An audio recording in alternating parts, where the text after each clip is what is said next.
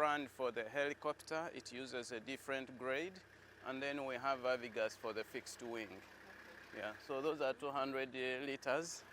And that flies for 1.5 hours. Yeah. But the same drum with the fixed wing flies for 2 hours. Okay.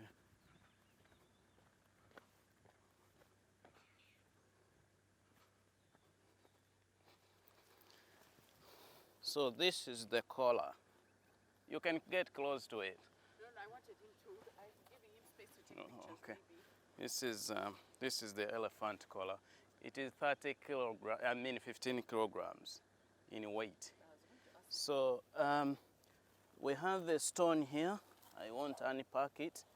This is a stabilization stone, just to make sure that the collar sits on the back of the elephant without moving the other way or that way. So when we are fixing the collar, we make sure that the top of the back of the elephant. There are two important things for doing that is that you can easily spot this if you're monitoring the animal. You can see it from above, from the sideways, okay? But it's also, you want to avoid damage to this collar when the elephant is wallowing. Wallowing is, you've seen pigs or ducks playing in the sand or whatever, so that you don't interfere with the communication system. Every time this system here is covered with mud, the sensors can't give us the communication we need. So inside here, there is a satellite communication system, just like your cell phones work. There is a GSM system that helps us to receive information.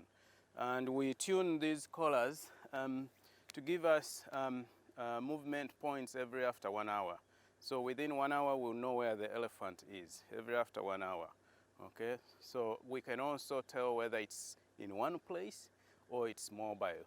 So if it stays in one place for a long time, it signals a risk. So we have to respond. But it's also embedded with a very high frequency system, which we call the VHF, that we use a radio to track it on the ground. So the satellite communication, we use cell phones like this one here. I have an app that I can use, and I'm able to monitor where the elephant is going on the phone, but also on the laptop, okay?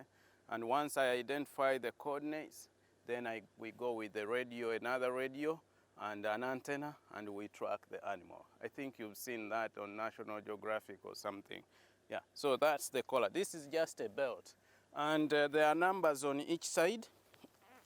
If you can see from here, that there are numbers which start from 1 all the way up to 27. I won't unroll it, but maybe you can see from here, this side, up to 34. Do you see that? Now, the higher the number, the smaller the size of the neck.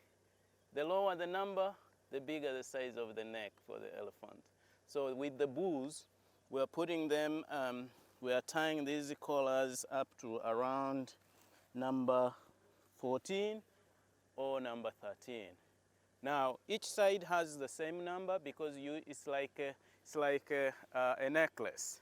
You want to place the collar in the same numbers. So when you're clipping them, because we have plates and screws and bolts, so you direct those the bolts in the same numbers. So you pick 2 numbers depending on the neck size, and also we assess whether this animal is likely to increase in size. So we leave some space because these collars last between 2 to 3 years.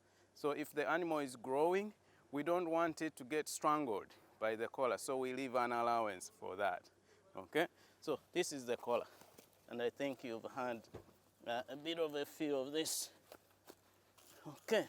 The rest of how we use the information is really, we go back to the lab now, which I won't take you through from here. Do you have any questions on this? Does it break down at any one time? So the collar may malfunction, meaning it fails to work, but that's now a manufacturing error, okay? The other thing is that if the elephant gets hooked by something, it can actually fall off the elephant. Now, the way they are designed is that after the 3 years or so, they are meant to fall off because they also wear and tear. So after the 2 years, 3 years, they just fall off automatically. So we've been picking those collars, and we just find them in the field and pick them. They are not intended to stay forever. Yeah, so, and we may not need to redat the animal because we know it will automatically fall off. Yeah. Is there any side effects? To the animal, no direct side effect to the animal because the size of this collar was designed that this animal will have it will create no vulnerability to the individual itself.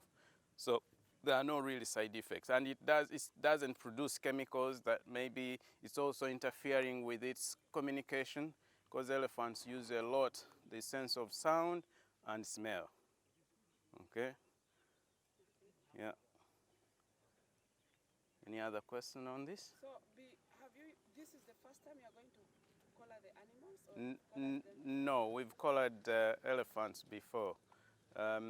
As Wildlife Conservation Society, we collar animals everywhere we work, but in Uganda, we started collaring them in 2005, and we started that in Queen Elizabeth National Park, where we collared about 8 elephants. We wanted to study their movement into DR Congo and Uganda, and also understand which areas do they go to, do they cooperate, and how do we intervene in such places. But also for academic training, for people to really understand the ecology of the species. Yeah. And since that time, we've been collaring. Again, 2008, we went to Kidepo Valley National Park, we went to East Madi, and also here, Action Falls National Park. And later in 2011, we collared the elephants here, about 7 of them. And in 2016, we increased the number from 8 to 15. So these are the very individuals that we are now recollaring. So because the collar lifetime has expired, we want to replace them before they completely get lost. The intention is that we want to maintain the same individuals in the same groups so that we can study those groups. Are they increasing in size? Do they still move in the same direction? Do they range in the same place? Or they've changed their ranging patterns? That's really the whole importance. And who are those guys who are always raiding people's crops? And where do they go? All right? Yeah. So in the first collaring, You know, all over the place, avoiding some of the disturbance areas, okay? So where there are roads that are new, they would try to avoid those areas, okay? Where there are settlements inside the park, they would try to move away. But they would go like maximum of about 5 kilometers, and then they come back because they are curious. They respond to any immediate disturbance, but then they come back because they are curious. They want to know, are these guys really, a threat to us or not? And they still come back like that, yeah. But also there are individual differences in terms of response. There are those which would not move away at all. They just keep around and watch, and then they take it as business as usual.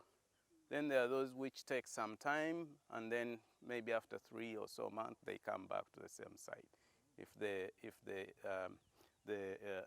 disturbance is removed. Yeah, that's what I can say about that particular issue. Yeah. She knows why I can't go into other details. But if you want the academic side of things, that we can talk to you tomorrow.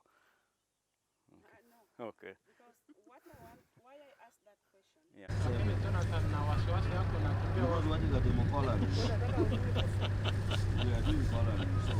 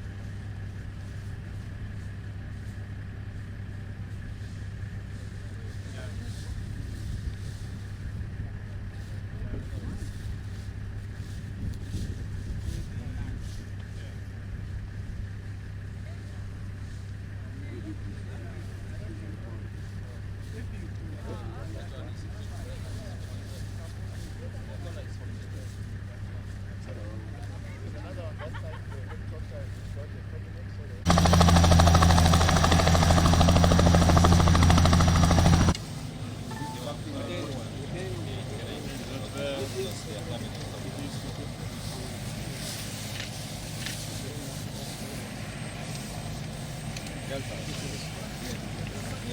One time?